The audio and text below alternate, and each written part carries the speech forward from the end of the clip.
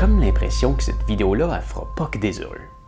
Aujourd'hui, je joue avec un sujet controversé, l'orthographe.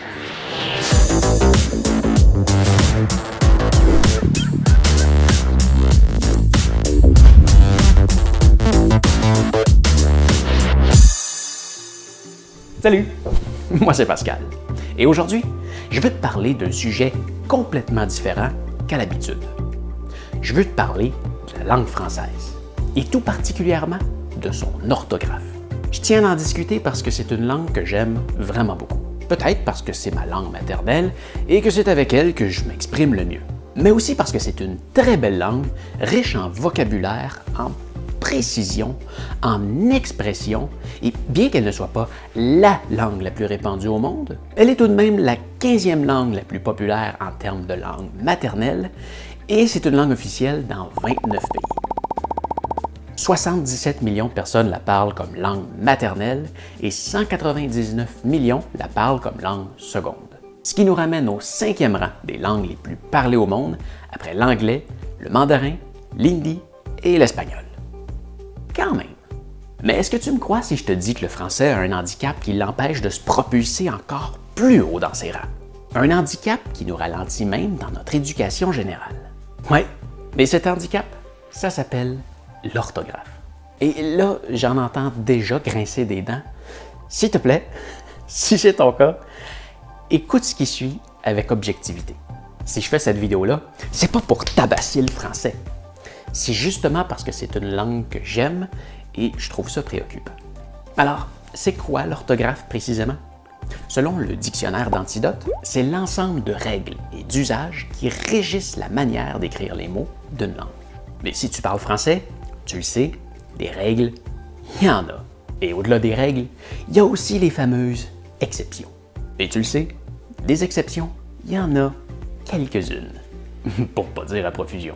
Est-ce que tu te souviens de tout le temps que tu as passé à l'école à te casser la tête à faire entrer tout ça dans ton cerveau? Si ça ne te revient pas, je vais te revenir avec quelques exemples dans quelques secondes. Moi, je me souviens très bien de toutes les heures que j'ai passées à me battre avec mes parents et ma grand-mère parce qu'ils tentaient de me rentrer les innombrables règles et exceptions dans le crâne et j'en pouvais plus. J'étais tanné parce que je trouvais que ça servait absolument à rien. Et tu as sûrement déjà passé par là. Mais bon, tout comme toi, je les ai appris du mieux que j'ai pu parce que j'avais pas vraiment le choix. Ouais, je vois ça comme de la torture. Mais si j'en parle aujourd'hui, c'est parce que je viens de terminer de lire un livre de Mario Périard. Je lis pratiquement jamais de livres, mais quand j'ai entendu parler de celui-là, je me suis dit qu'il fallait absolument que je le lise. Le livre s'intitule « L'orthographe, un carcan » et ça a été pour moi une révélation. Mario Périard m'a démontré que toutes les années que j'ai passées à me casser la tête, à apprendre tout ça, c'était réellement une belle perte de temps. On va commencer à voir pourquoi avec quelques exemples. Et attention, encore une fois, pour les gens qui ont déjà le goût de grincer des dents, je ne veux pas dénigrer la langue française. Je veux juste chialer contre l'orthographe. L'orthographe et la langue française, c'est deux choses différentes. Commençons avec les accords en genre et en nombre. À l'école, on nous enseigne qu'il faut mettre un « e » à la fin d'un mot pour marquer le féminin et un « s » pour marquer le pluriel. Ainsi, on écrit « un petit éléphant », « des petits éléphants », « une petite éléphante » et « des petites éléphantes ». Ça semble parfaitement logique jusqu'ici. Alors, est-ce que tu pourrais m'expliquer pourquoi on écrit la phrase suivante ainsi? « J'ai eu la fois, une seule fois, lorsque je me suis percé le foie. » Ben oui, la fois ne prend pas de E, alors que le foie en prend un, et lorsqu'on dit une seule fois, ça prend BS. Pourquoi? Parce que. Oui, mais pourquoi? Parce que c'est comme ça. Et c'est ce qui est vraiment frustrant de l'orthographe en français. Il n'y a aucune logique. C'est juste un gros ramassis d'exceptions. Revenons sur notre exemple, un petit éléphant. Pourquoi est-ce qu'on met un T complètement muet à la fin de petit et éléphant? Pour vrai, on pourrait écrire petit et éléphant. Ça ferait pas de mal à personne. Ben, rendu là, on pourrait même écrire éléphant avec un F, mais ça, on y reviendra plus tard. Mais oui, moi-même, en écrivant ça comme ça, je me sens presque comme un criminel. Mais pourtant, si on nous l'avait enseigné comme ça, personne ne trouverait ça étrange. Et ça serait vraiment plus logique qu'on ne se force pas à ajouter des lettres muettes à la fin des mots, comme ça, juste pour le fun. Mais oui, je le sais, on met un T à la fin du mot pour rappeler qu'au féminin, on dit petit e et éléphante. Par contre, on écrit favori sans T, alors qu'on dit favorite au féminin. Ou encore plus absurde, on écrit loup avec un P muet à la fin. Pourquoi? Au féminin, c'est pas une loupe, c'est une louve. Si on suivait la même logique, il faudrait écrire loup avec un V muet à la fin. Mais visiblement, on peut pas, parce que toutes les consonnes peuvent être muettes, sauf le J, le K et le V. Je sais pas si tu réalises, mais en français, on s'amuse à mettre des lettres muettes un peu partout, et on en met d'autres qu'on remplace par d'autres. À l'oral, comme dans le mot femme, qu'on écrit avec un E, qu'on prononce pourtant comme un A. Pourquoi est-ce qu'on met deux L à fille? Ouais, parce que sinon ça fait fil. Pourtant, on met deux L à alléger. Et on dit pas alléger. On aurait très bien pu en mettre un seul. Ça n'a jamais fait de mal à alourdir. Qui prend un seul L. On écrit 10 avec un X qu'on prononce comme un S. Alors qu'on écrit dixième aussi avec un X, mais que cette fois-ci on prononce comme un Z. Mais on écrit dizaine avec un Z qu'on prononce réellement comme un Z. On écrit nébuleux et nefle avec leur accent respectif pour faire les sons et est. Par contre, quand on écrit nettoyer et nettement, on juge pas bon de mettre le fameux accent. On peut faire le son J de trois façons différentes, comme dans jauge. Ben oui, deux façons de l'écrire différentes dans le même mot. Ou on va aussi le retrouver dans pigeon, où on a ressenti le besoin de mettre un E muet devant le on pour pas faire pigon. Pourtant, on a une très belle lettre dans notre alphabet qui s'appelle le J, pour justement faire les sons J. On aurait pu écrire pigeon. On peut faire le son E de quatre façons différentes, comme dans chez, aller, clé ou même clé. On peut faire le son un de quatre façons différentes, comme dans 100, 20, septembre ou même temps. Ben oui, qui a décidé de mettre un O muet là-dedans? On peut aussi faire le son in de quatre façons différentes, comme dans 20, timbre, main ou din, qui est une sorte de cervidé. Attention, on monte d'un degré de plus. On peut faire le son S de 6 façons différentes. Ce, ça, si, option, garçon, hausse. Mais le pire, on peut faire le son O de 10 façons différentes.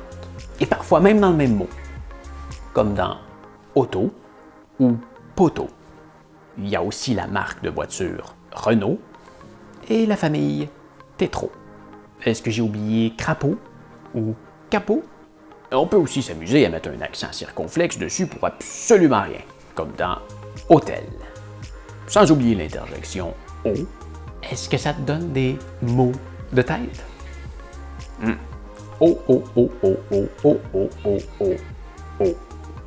Sérieusement, comment est-ce que tu veux te rappeler, avec tous les mots qu'on a dans notre vocabulaire en français, quel des 10 O que tu dois mettre dans le mot pour faire le son O, alors qu'on a une lettre qui fait tout simplement O?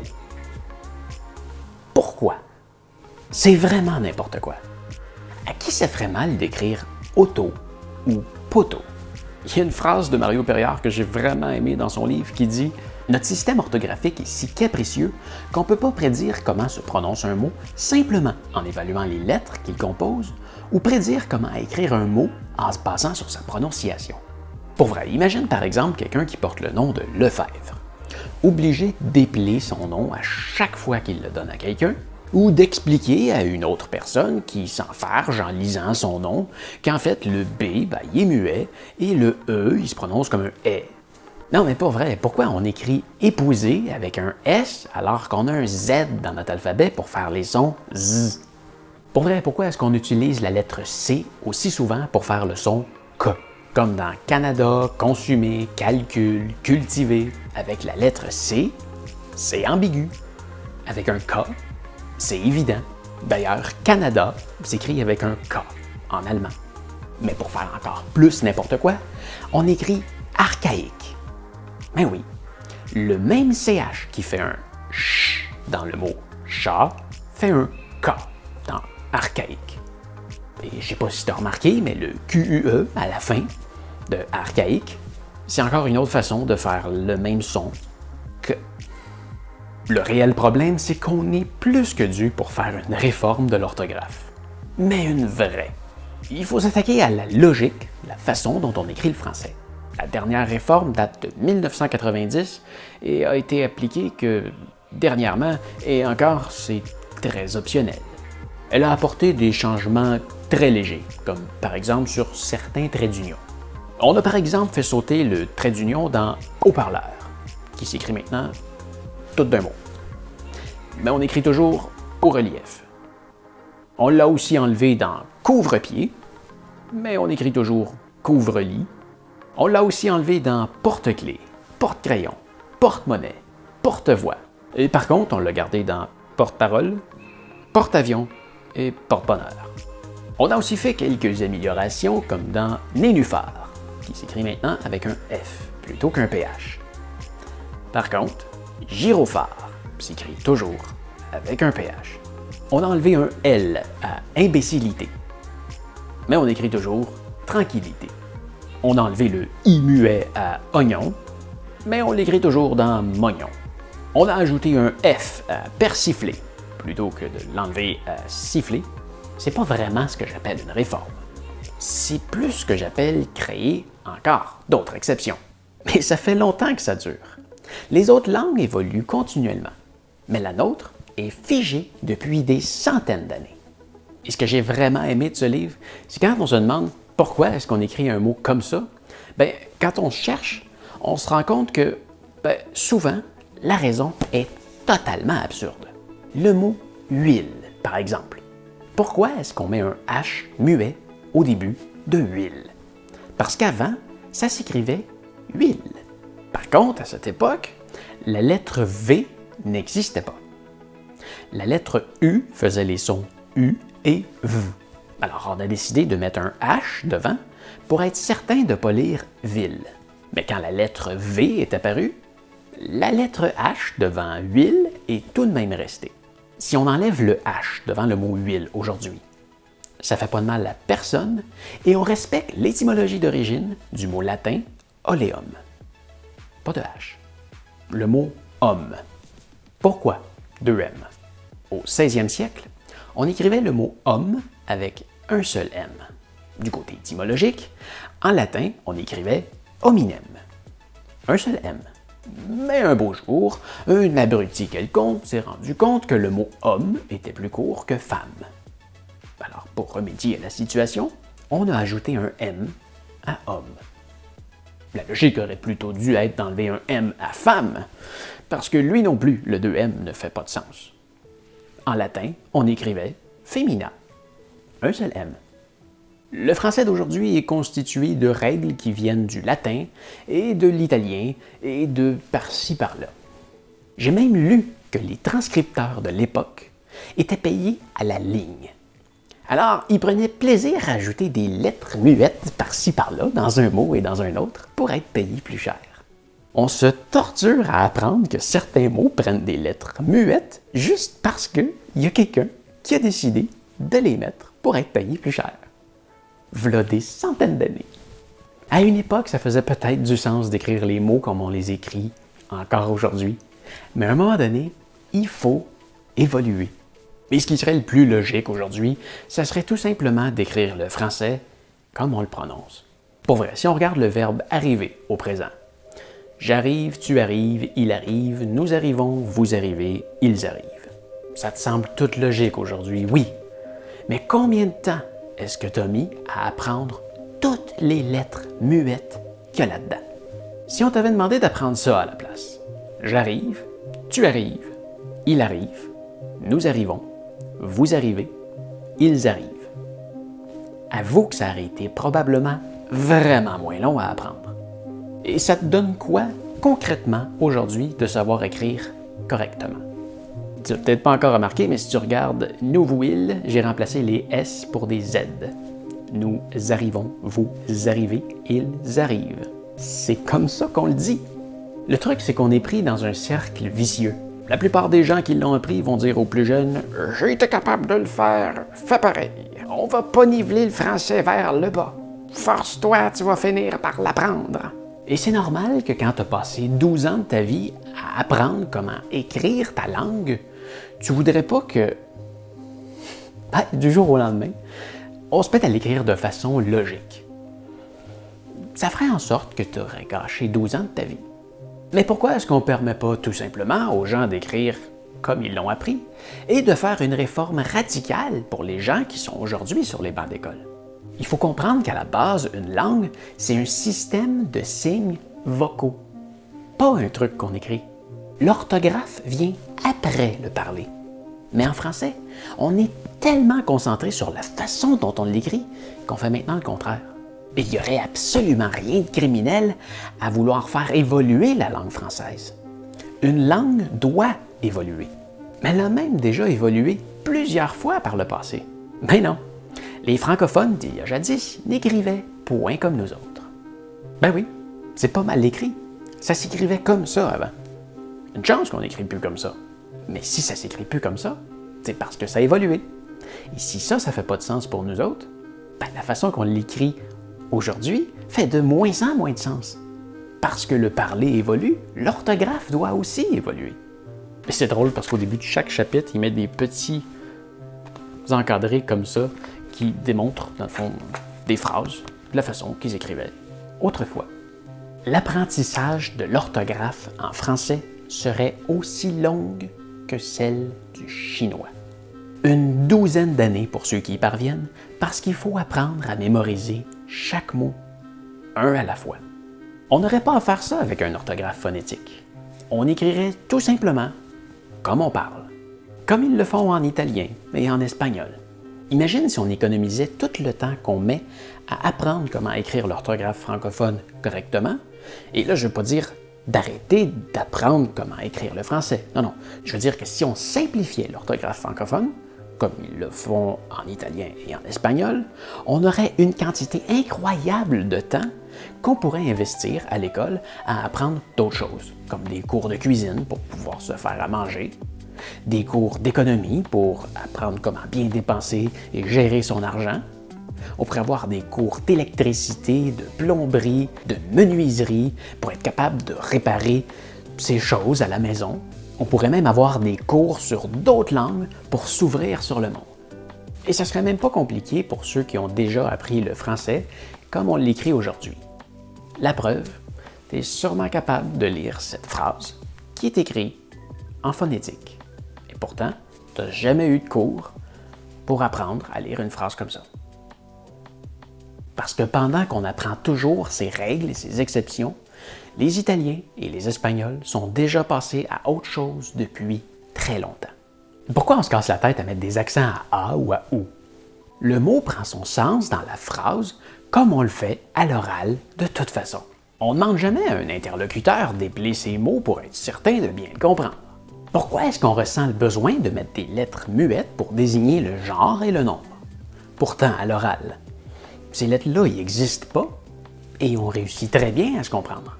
Regarde comment on conjugue le verbe « arriver » au présent en italien. Pas de lettres muettes, pas de cassage de tête. C'est écrit exactement comme ils le disent. Tu vois, je viens de faire une remarque au montage. Je regardais arrivi, arrivi, arriva, et ils mettent deux R, donc je me suis dit, merde, est-ce que j'avais pas réalisé que ils mettent finalement un R muet. Mais Non, non, parce que tu vois, en italien, ils prononcent effectivement les deux R. Nous, on dit arriver. Donc, il y a un R qu'on écrit qui sert absolument à rien parce qu'on ne le dit pas à l'oral. Tandis que les Italiens, ils vont dire arrivio, arrivi, arriva. Ou ils vont dire la porta. La porta, il y a un seul R. Et ils vont dire la porta. Et quand ils vont dire arrivio, eh bien, ils vont rouler le R pour effectivement dire les deux R. Donc, s'il y a deux R en italien, c'est pas pour rien, c'est parce qu'ils le disent vraiment. Napoki, ils mettent-tu deux R ou ils mettent un R? Les Italiens, ils roulent-tu leur R, les Italiens?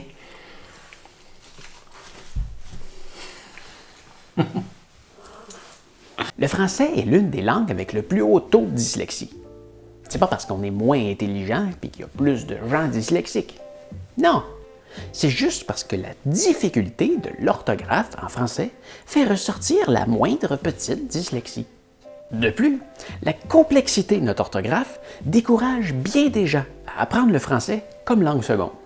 Imagine par exemple un Anglais qui aurait le choix entre apprendre l'allemand, le français, l'espagnol ou le mandarin.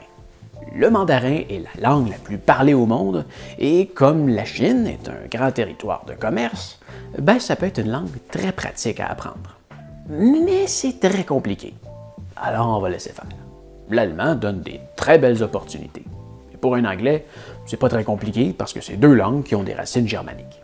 Le français, bien que c'est pas une langue compliquée, risque d'être mis de côté parce qu'il devient très compliqué à cause de son orthographe.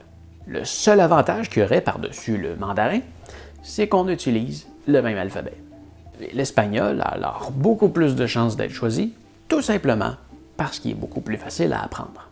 Une langue difficile à apprendre est alors davantage freinée dans son expansion.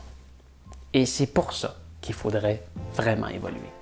Citation de François de Closet, journaliste français, tiré du livre. Les langues méditerranéennes ne butent pas sur cette difficulté-là. L'écrit et l'oral se reflètent fidèlement. Cela rend ces langues beaucoup plus faciles à écrire. Songez qu'un élève italien met 1 an à maîtriser l'orthographe de sa langue, tandis que son cousin français en met 10, non pas pour ne commettre aucune faute, mais pour en commettre le moins possible. Imagine si quand on parle, il faudrait porter la même attention que quand on écrit. Mais pourtant, le but est exactement le même, c'est de faire passer son message. Voltaire, un des grands écrivains français, avait même dit « L'écriture est la peinture de la voix. Plus elle est ressemblante, meilleure elle est. » Et il y a tout plein de citations comme ça dans le livre qui viennent de la part de gens qui maîtrisent le français très très bien et qui vivent du français. Alors vraiment, je ne suis pas le seul à le penser. Probablement que la plupart des gens qui m'écoutent sont assez d'accord avec la plupart des choses que j'ai dit depuis le début de la vidéo. Mais pas tout le monde, ça j'en suis vraiment conscient. Et j'en connais même une qui doit être en train de bouillir devant son écran. Salut grand-maman. Mais le plus triste là-dedans, c'est qu'on juge souvent les gens sur leur orthographe, mais on ne prend jamais le temps de juger l'orthographe elle-même. Un génie ne peut aspirer à réaliser son rêve s'il doit écrire dans son parcours et qu'il n'écrit pas correctement, sous peine d'être ridiculisé. Quelle est la réelle importance pour l'ingénieur de navette spatiale d'être capable d'écrire sans faire de faute d'orthographe? Les plus fervents de la langue française diront que s'il est assez intelligent pour faire les plans de navette spatiale, il doit bien être assez intelligent pour apprendre le français correctement. Pourtant, la plupart des gens qui sont capables d'écrire le français correctement n'ont aucune notion en astronomie et on leur dira jamais que s'ils sont assez bons pour écrire le français correctement, ils devraient être capables de dessiner des plans d'une navette spatiale. Il semble que le respect de l'orthographe de la langue française est plus grand que le respect de la personne. Combien de vies ratées pour quelques fautes d'orthographe? C'est vrai, qui s'est jamais retenu d'écrire quelque chose parce qu'il ne savait pas comment l'écrire correctement? Moi-même, je me suis fait reprocher quelques fois. Je travaille super fort à tourner des images, faire des recherches, préparer mon texte, me filmer devant la caméra, faire le montage, trouver la bonne musique pour accompagner tout ça, faire l'image de couverture, mettre tout ça en ligne. Et malgré le fait que je m'exprime très bien à l'oral, il y a toujours du monde, peu nombreux, Mais il y a quand même toujours du monde pour buter sur le petit texte que je mets juste en bas de la vidéo. Et c'est malheureusement tout ce qu'ils retiennent de ma vidéo. Comme avec ce commentaire, par exemple. Très beau. Cependant, j'ai remarqué que tu faisais beaucoup de fautes d'orthographe, notamment dans la description, ça décrédibilise ta vidéo. Bah, mais il y a un temps où je m'en faisais pour ça, j'ai fini par lâcher prise. Parce que dans ma tête, ça sert absolument à rien, et tout le temps que j'investissais à chercher mes fautes d'orthographe, j'ai décidé plutôt de l'investir à faire d'autres vidéos. Et ça, je trouve ça beaucoup plus pertinent. Et pour vrai, est-ce que vraiment il y en a parmi vous qui aimeriez mieux avoir un contenu de moins bonne qualité pour bénéficier d'un texte dans la description sans faute d'orthographe? Parce que c'est exactement ce qui doit se passer. Si j'investis du temps à chercher des fautes d'orthographe, j'ai moins de temps à créer un contenu de qualité. Dis-le moi dans les commentaires, pour vrai, je suis curieux. Mais si c'est vraiment ce que tu préfères, exprime-toi sans faute d'orthographe. Alors aujourd'hui, j'ai tout simplement décidé de ne plus m'en faire avec ça et je suis vraiment pour un système d'écriture plus simple. Et encore, je ne suis pas le seul à le penser. Plusieurs écrivains, journalistes, philosophes, grammaticiens et politiciens se sont déjà exprimés sur le sujet. Je vais d'ailleurs terminer avec 2 dernières citations. L'absurdité de notre orthographe, qui est en vérité une des fabrications les plus cocasses du monde, est bien connue. Elle est un recueil impérieux ou impératif d'erreurs étymologiques artificiellement fixées par des décisions inexplicables. Et une dernière citation, celle-ci de l'auteur du livre. Bien sûr, on pourrait consommer beaucoup de temps ainsi que des ressources financières et humaines considérables pour en arriver, peut-être, à ce que la majorité de la population parvienne à une maîtrise, toute relative, de l'orthographe académique. On pourrait tout aussi bien arriver à faire en sorte qu'au prix d'investissements énormes, tout le monde arrive à marcher avec aisance sur des échasses de 3 mètres. Mais à quoi pourrait bien servir ce mode de locomotion si ce n'est qu'à épater la galerie et regarder de haut en raillant les gens qui n'y arrivent pas? Quel mal y a-t-il à marcher tout naturellement et tout simplement sur nos 2 pieds? Et si nous cessions tout bonnement d'écrire avec des échasses? Et voilà, j'espère que tu as bien perçu l'idée. J'ai absolument rien contre les gens qui écrivent correctement. Au contraire, vous avez tout mon respect.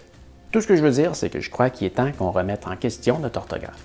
Essaie de retrouver les premiers textes que tu as écrits quand tu étais à la petite école.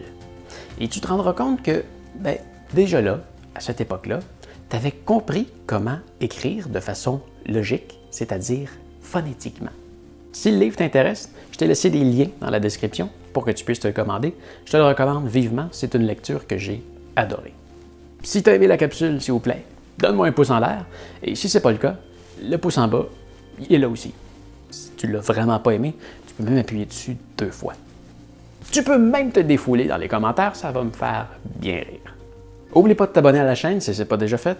Je vais revenir prochainement avec une vidéo pas trop loin du sujet sur le français québécois. Et non, je parlerai même pas des mots d'église. Le français au Québec est beaucoup plus riche que ça. Je veux terminer par souhaiter bonne fête à mon plus grand fan. Oui, toi, Mathéo. J'ai eu la chance de te rencontrer avec ta sœur Eva et tes parents en faisant un tour de vélo et c'était une rencontre très agréable. Alors, bonne fête. Merci encore d'avoir écouté cette vidéo et on se revoit très bientôt. Salut!